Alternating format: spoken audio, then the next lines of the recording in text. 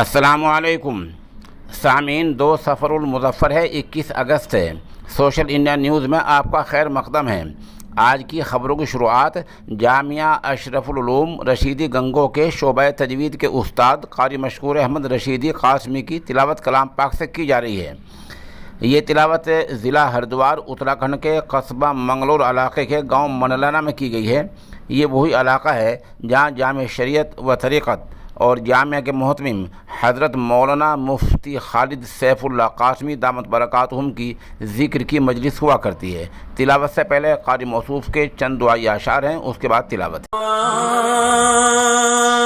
میری آنکھوں کو اجالا دے دے، میری ڈوبی ہوئی کشتی کو کنارہ دے دے، میرے مولا میری آنکھوں کو اجالا دے دے، میرے مولا میری آنکھوں کو اجالا دے دے، میری ڈوبی ہوئی کشتی کو کنارہ دے دے، میری ڈوبی ہوئی کشتی کو کنارہ دے دے، میرے مولا میری آنکھوں کو اجالا دے دے، دیتا رہتا ہوں یوں ہی میں تو گلی کوچوں میں، پھرتا رہتا ہوں یوں ہی میں تو گلی کوچوں میں، پھرتا رہتا ہوں یوں ہی میں تو گلی کوچوں میں بے سہارا ہوں تو ہی مجھ کو سہارا دے دے، میں بے سہارا ہوں تو ہی مجھ کو سہارا دے دے، میرے مولا میری آنکھوں کو اجالا دے دے، میری ڈوبی ہوئی کشتی کو کنارہ دے دے، مجھ کو معلوم نہیں ہے کہاں میری منزل، مجھ کو معلوم نہیں ہے کہاں میری منزل، مجھ کو معلوم نہیں ہے کہاں میری منزل، اپنی رحمت کا تو ہلکا سا اشارہ دے دے، اپنی رحمت کا تو ہلکا سا اشارہ دے دے، میرے مولا میری آنکھوں کو اجالا دے دے،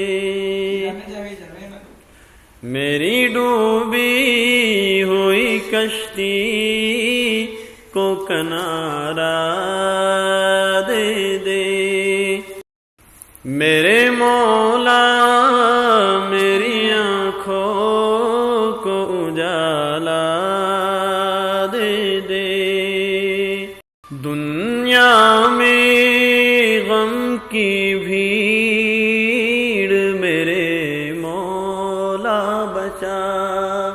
दुनिया में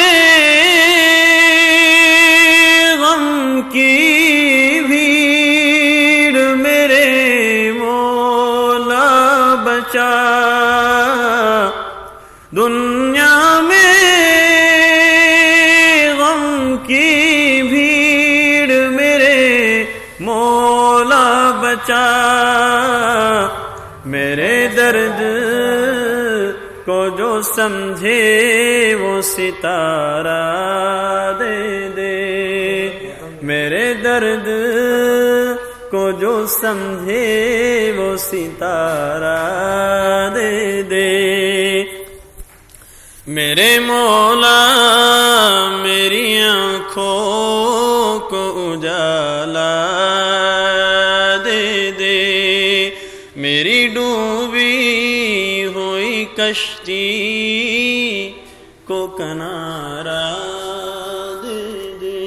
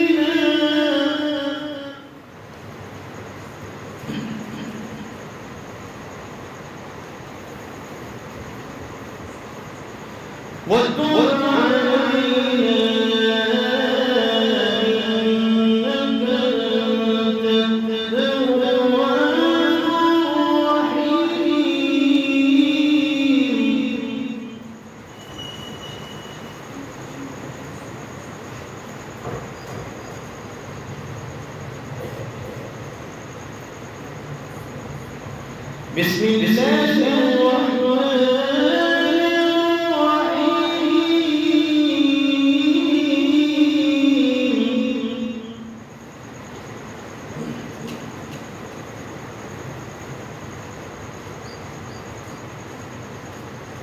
إنا